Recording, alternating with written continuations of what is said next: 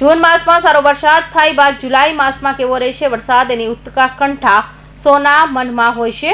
આ સ્વાભાવિક છે. તો વરસાદ હજુ ગયો નથી. 30 જૂને, 5 મે અને 1 તારીખે પણ ગુજરાત અને સૌરાષ્ટ્ર કચ્છના અમુક ભાગોમાં વરસાદ થવાની સંભાવના હવામાન નિષ્ણાત જયપ્રકાશ માઢકની આગાહી છે. જયપ્રકાશ માઢકના કહેવા અનુસાર પશ્ચિમ બંગાળ અને ઉત્તર ઓડિશા પાસે એક હળવા દબાણની પ્રણાલી સક્રિય થઈ છે.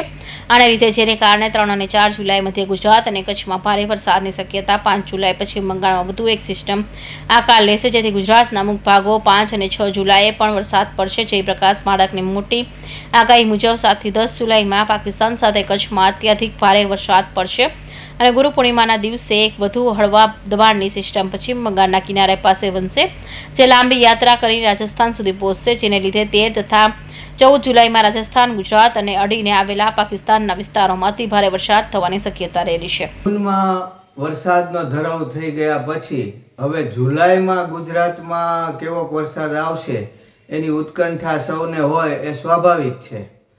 તો જુલાઈની વાત કરીએ તો હજુ વરસાદ ગુજરાતમાંથી ગયો નથી. પશ્ચિમ બંગાળ અને ઉત્તર ઓરિસ્સા પાસે હળવા દબાણની પ્રણાલી સક્રિય થઈ છે અને એને લીધે 30 જૂન અને 1 જુલાઈએ દક્ષિણ છત્તીસગઢ, દક્ષિણ ઓરિસ્સા અને ઉત્તર આંધ્રપ્રદેશમાં અતિ ભીષણ વરસાદ થવાનો છે અને મહારાષ્ટ્ર, ગુજરાત, સૌરાષ્ટ્ર, કચ્છ, કોકણ, ગોવા અને મધ્યપ્રદેશના અમુક ભાગોમાં ભારે વરસાદની અસર જોવા મળવાની છે. આ પ્રણાલી બહુ સ્ટ્રોંગ નથી પણ ઉત્તર પશ્ચિમ દિશામાં ગતિ કરશે અને 1 જુલાઈ સુધીમાં ઉત્તર ઓરિસ્સા અને ઉત્તર છત્તીસગઢ પાસે એક લો પ્રેશરના રૂપમાં ફેરવાઈ જશે અને 2 જુલાઈ સુધીમાં મધ્યપ્રદેશ પાસે જઈને નિર્બળ થઈ જશે. પણ એને લીધે આખા મધ્યપ્રદેશમાં ભારે વરસાદ થવાનો છે અને 2 થી 3 જુલાઈમાં દક્ષિણ પશ્ચિમ મધ્યપ્રદેશ અને એની આસપાસના મધ્ય ગુજરાતના ભાગોમાં અતિ ભારે વરસાદ થવાની શક્યતા છે. 3 અને 4 જુલાઈએ મધ્ય ગુજરાત અને કચ્છમાં ભારે વરસાદ થવાની શક્યતા રહેલી છે. એકંદરે 1 થી 4 જુલાઈમાં ગુજરાત, છત્તીસગઢ, વિદર્ભ, કોકણ અને ગોવામાં ભારે વરસાદના યોગ છે. પછી પુનર્વસુ નક્ષત્ર બેસવાની સાથે જ 5મી જુલાઈએ પશ્ચિમ બંગાળમાં એક વધુ સિસ્ટમનું ફોર્મેશન થવાનું છે, જેના પ્રભાવથી પશ્ચિમ બંગાળ, આંધ્ર, ઓરિસ્સા, છત્તીસગઢ, વિદર્ભ અને ગુજરાતના અમુક ભાગોમાં પણ 5 થી 6 જુલાઈએ ભારે વરસાદ જોવા મળશે.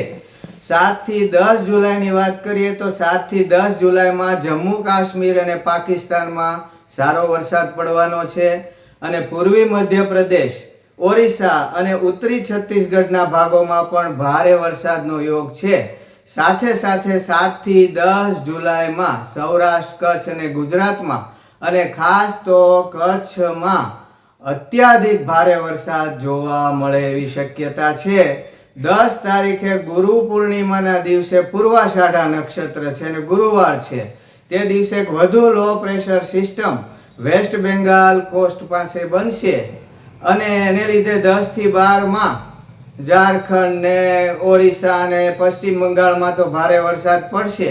પણ આ સિસ્ટમ લાંબી યાત્રા કરીને ઓરિસ્સા, છત્તીસગઢ, મધ્યપ્રદેશ થઈને છેક રાજસ્થાન સુધી જઈ શકે છે અને એને કારણે 11 થી 13 જુલાઈમાં મધ્યપ્રદેશ અને છત્તીસગઢ અને આસપાસ અતિ ભારે વરસાદ થશે અને 13 થી 14 જુલાઈમાં રાજસ્થાન, ગુજરાત અને સરહદી પાક વિસ્તારોમાં અતિ ભારે વરસાદ થવાની શક્યતા છે. અશોક મણવર, અમરેલી.